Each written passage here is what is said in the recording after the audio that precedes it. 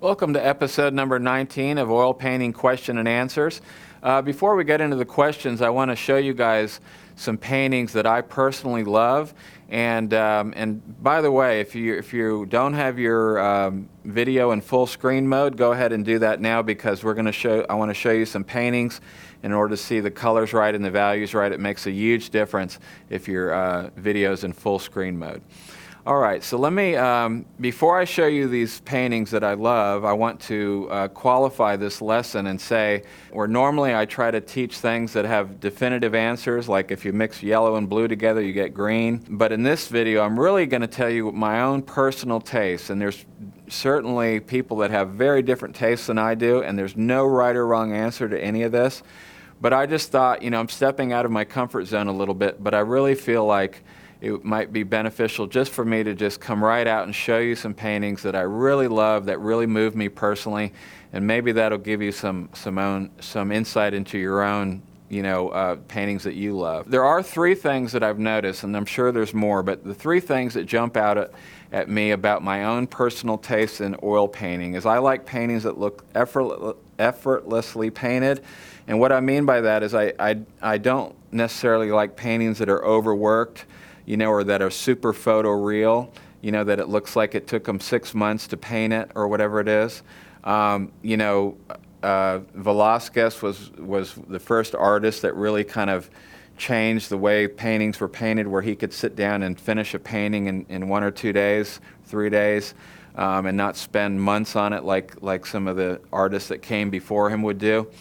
But so there's this effortless quality to paintings that I love. The second thing is there's always a little bit of jumbled color, and that is if you take like a dark green and a light green and you just blend them together, there's a monochromatic color shift going on, and it doesn't have this dance. And so if you look at these great paintings that I'm going to show you, they all have this jumbled color that you may not see from a distance, but when you get up close, you can see that the colors are not all overly blended together into this, solid color. There's this jumble to it. And then the very last thing is that any painting, all these paintings that I love, if you take a small section of that painting and you blow it up to be full size, there's artwork just in the brushwork, just in the abstract brushwork with all the colors. You can just look at it for hours and never really get a full grasp of what you're looking at. And that's that abstract quality that I love. So those are three things that I generally see in all the great realism that I love. And let me just quickly clarify. I am talking about realism. I do love some modern art. I love Edward Hopper, who, for instance, I don't think really painted realism at that highest level, but he's like one of my favorite artists. So this is all about taste, and it's about my taste in realism specifically. So let me start with this painting by Arthur Streeton that this may be my favorite landscape that I've ever seen. What it really exemplifies is just, to me, fantastic brushwork. This is not super overworked. You can tell that he's played a lot because of the colors and the brush strokes and the various, even styles of brushwork. If you look up here in the very foreground at these delicate flowers that he's put in, he's put in a nice foundation of soft color underneath it all, and then laid in some real delicate strokes on top of it. He's painted the trees off in the distance in a different way. But everywhere that I look and everything that he's done, it has just the right amount of, messiness, ugliness to it. So here's another painting by Arthur Streeton, and I'm going to go through a number of his paintings, but let's just zoom in and look at this brushwork. I mean, every bit of this, you can tell, had a purpose. He was putting in color, he was changing values, he was putting in little hints of branches here and there. But it's really just a big mess. It's got all the abstraction, just all over the place. And yet every bit of it was just, if you would have watched him paint it, none of this was labored. None of this was, over detailed. None of this is, and yet it's all there. Even the delicate flowers in the foreground. Just beautiful. So here's another by Streeton that I wanted to show you. It's just all in the same style as the last two, but I just think that he's worth looking at. I love the way he painted these sheep, the boy, colors, just wonderful. Here's another Streeton, just a beautiful painting. I love the way he painted the horses and the wagons and the people in the distance. When you get back and look at it from across the room, so to speak, everything's there. It's just beautiful. Really love the way he painted this horse and carriage. So here's another by Streeton, and this one is just I just thought it was a unique painting, unique colors. It's really, really hard to paint and get the mood of a bright blue sunny day, because the contrasts are typically so strong. And if you ever try to work from a photograph, a lot of these shadow colors would just be black. I mean, you see some of that up here on this horizon line, but he pulled it off. It's a beautiful painting. It's a painting I would love to hang in my home. And here's another Streeton, and I just thought that this one, the way he did this foreground is just, unlike anything I've seen. I mean, I've seen other artists do this, but to this extreme where he could get away with this whole foreground with this loose of a stroke, I mean, it's just amazing, because, when you get back and look at the whole painting, it's just beautiful. It's all there. There's nothing missing. It has all the mood, and yet it was obviously painted with an extremely loose stroke, and looks like it took him no time at all to do it. It's just wonderful colors, everything. So here's one last one of Streeton, and let's look at it small first. And it's a beautiful little scene, either at dusk or early in the morning, I can't tell.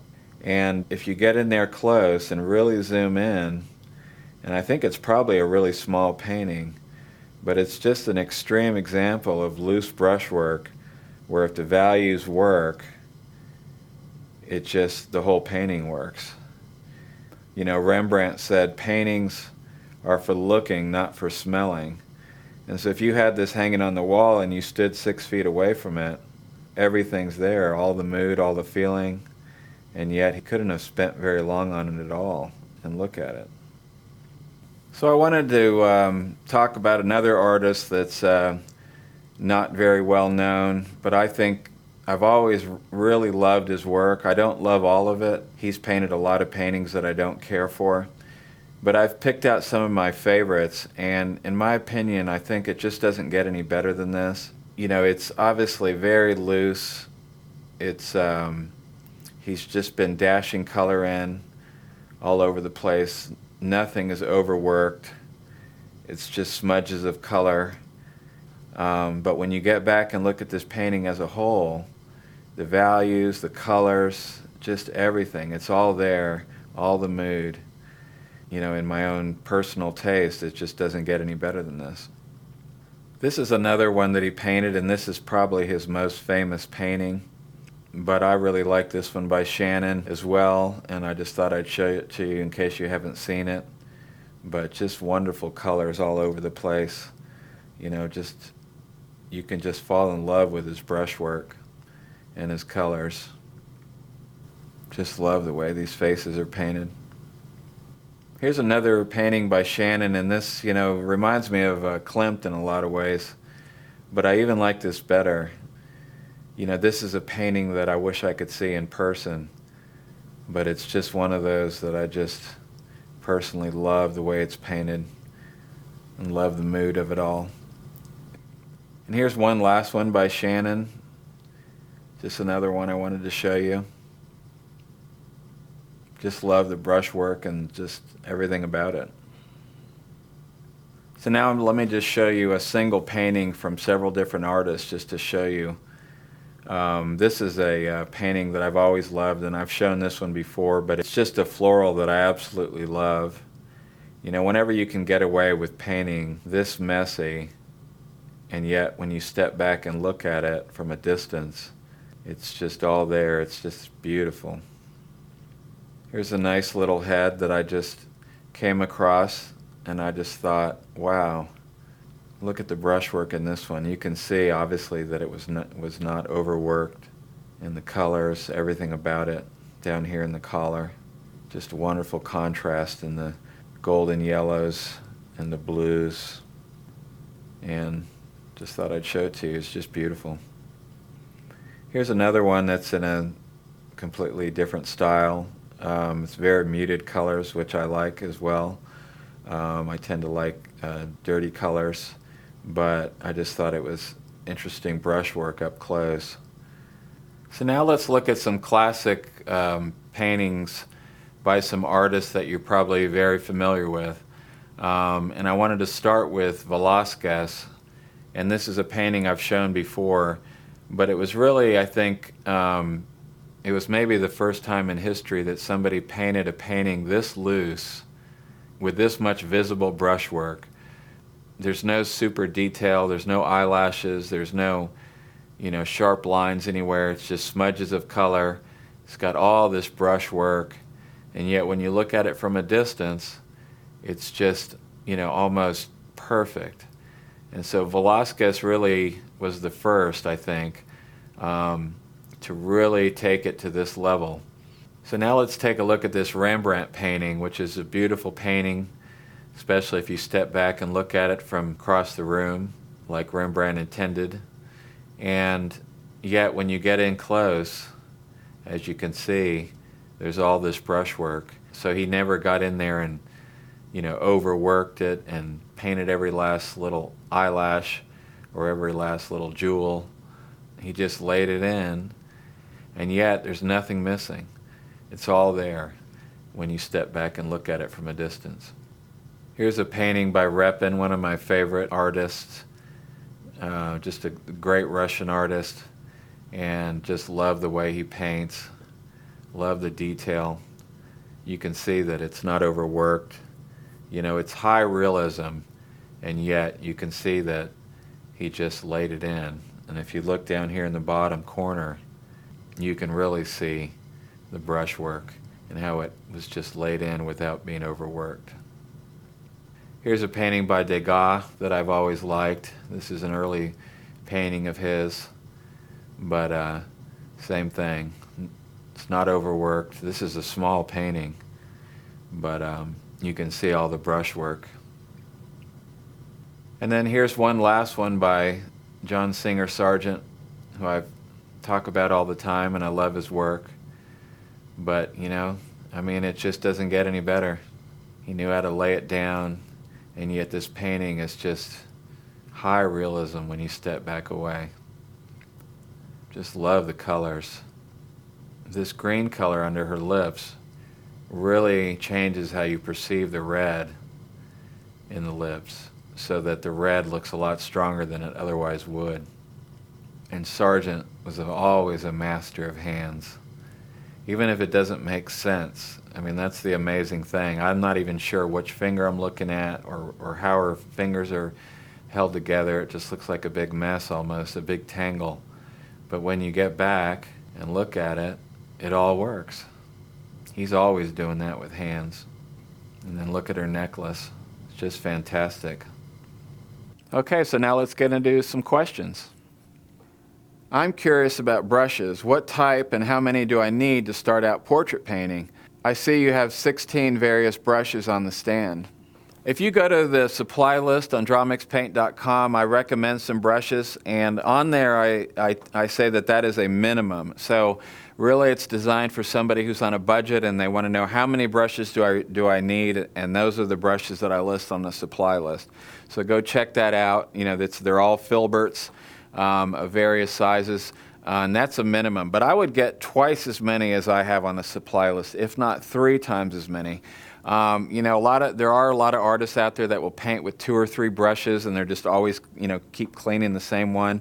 I personally like to have a whole bunch of brushes, and I'll hold them all in my hand at once, and then I can, if I want to pick out a color like a dark color, I can pick a dark brush that already has dark paint in it. And that way I'm not cleaning my bristles as much, so that's why I use as many brushes as I do. I know you can generally mix any color with a limited palette, but would you discourage mixing Geneva paints with other brands? For example, using a pre-mixed Payne's Gray for convenience along with the Geneva paint set? Well, you can certainly mix the Geneva Artist Oil color with other brands of paint. That's not a problem at all. As far as the convenience of it, there's nothing really special, in my opinion, about Payne's Gray. You might mix it a little red one time or a little yellow one time or blue one time, and, all the better. Why not mix the Payne's Gray that's a little red? That might actually help you more in whatever painting you're working on than regular Payne's Gray. So don't maybe zero in on that particular color, but mix something up that's close to it. But anyway, I hope that helps. There's nothing wrong at all with just buying Payne's Gray and mixing medium into it. It's just a lot of trouble, I think. What do you think about using baby oil as a brush dip? It never really dries. I would not use baby oil for cleaning your brushes or for using for brush dip.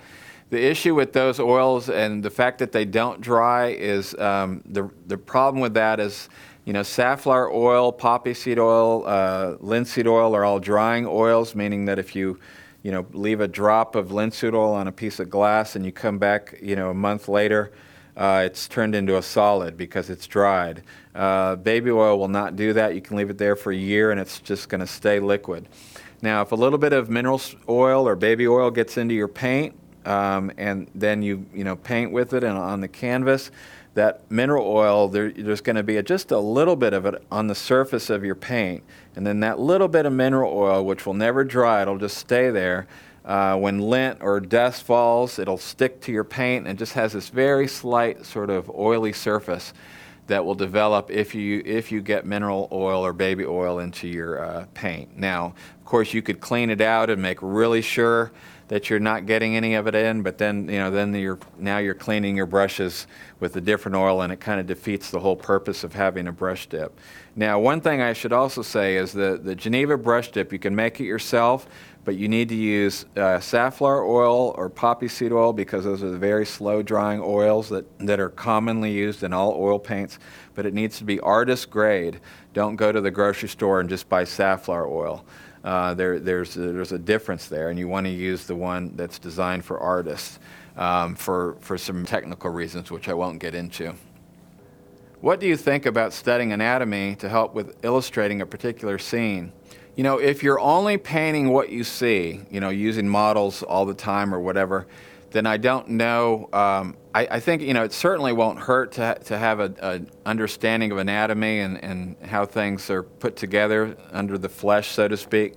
And especially if you're going to be doing work out of your imagination, or, just changing something. If you're sitting there painting a model and she's got her arm down, and then you go back to your studio and you decide you want her arm to be held up, and maybe you can have enough knowledge of anatomy to know how to paint the shoulder or whatever it is. I've never even attempted to try to learn it that way. I've always just been somebody who paints what they see, and that's what I teach. But I think that it'd be hard for me to say because I haven't really studied it. Certainly wouldn't hurt, but I don't think it's necessary. I'm wondering what medium you would recommend to use with Geneva paints. I know they are pre-mixed, but would I have to use another medium to adhere to the fat over lean rule? You positively do not need to add any medium to the Geneva paints. They're already prepared to be just the right consistency, and we go to great lengths to get them to just the consistency that I feel is best for flow and everything else.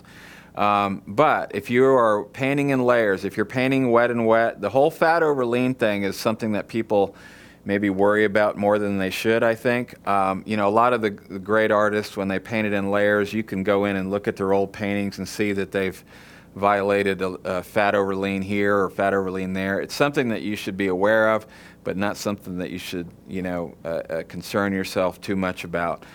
Basically, if you paint, let's say you're painting with the Geneva paints, the stain that you put on your canvas is going to have a lower oil percentage than the Geneva paints for sure, which is good. That means fat over lean. And then if you're going to paint, let's say you wait for your paint to dry and then you want to paint a second layer, say, more Geneva paint on top of the first layer of Geneva paint, one little drop, couple little drops of linseed oil mixed into your paint is going to, solve the fat over lean rule issue. So that's how I would deal with that. But just don't concern yourself too much with it. If you're going to paint a second layer, just put a few drops of refined linseed oil on your palette and mix it into your paints, and that should take care of that.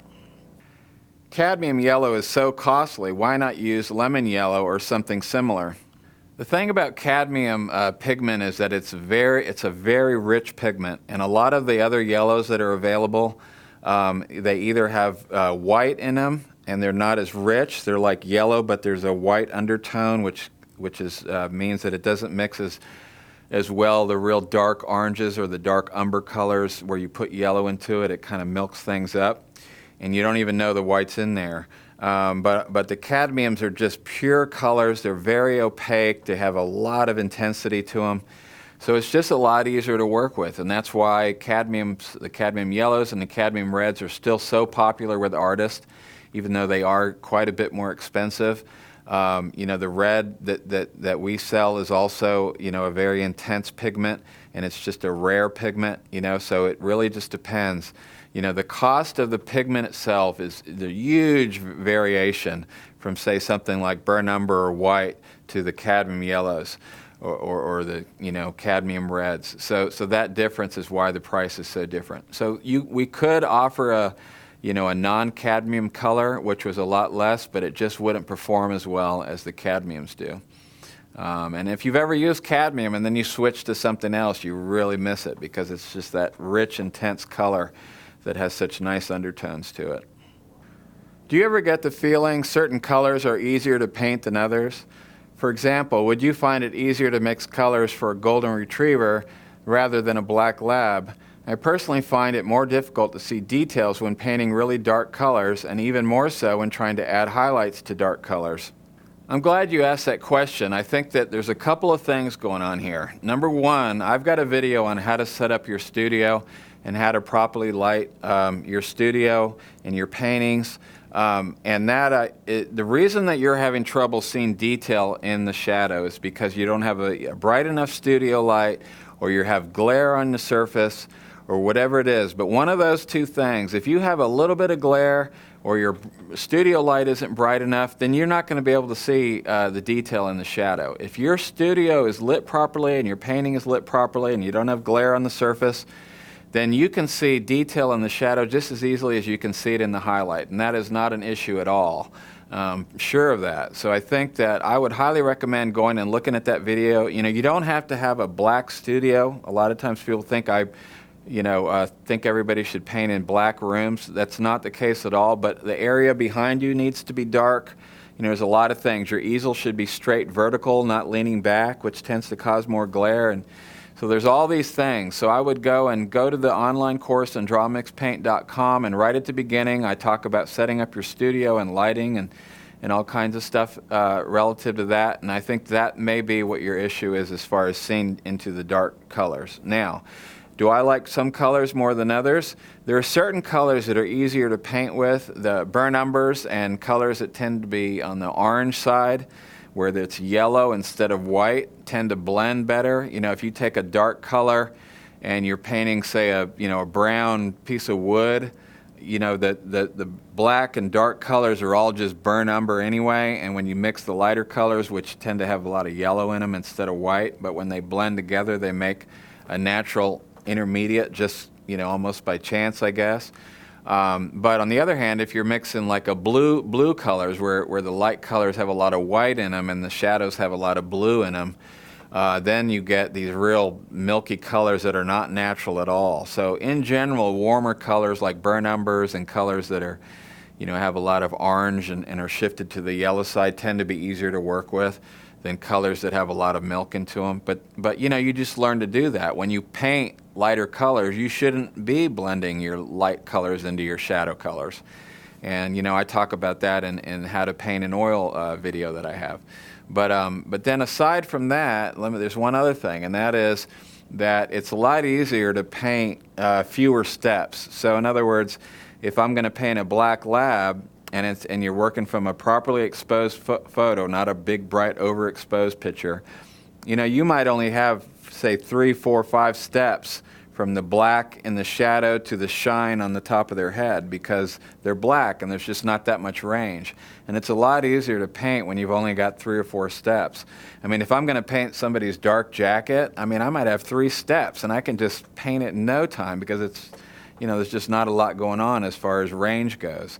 On the other hand, if I had to paint somebody's, you know, white shirt, or say a golden retriever, you know, if it's especially if it's a light-colored golden retriever, you know, the light part of his head is maybe to the darkest shadow, you know, down under their leg or whatever, is going to be, you know, the range there. You're talking about maybe 8, 10 steps, and to work with that many colors, there's a lot more room for your colors getting milky and all kinds of stuff. So in general, things that are darker are easier to paint for me.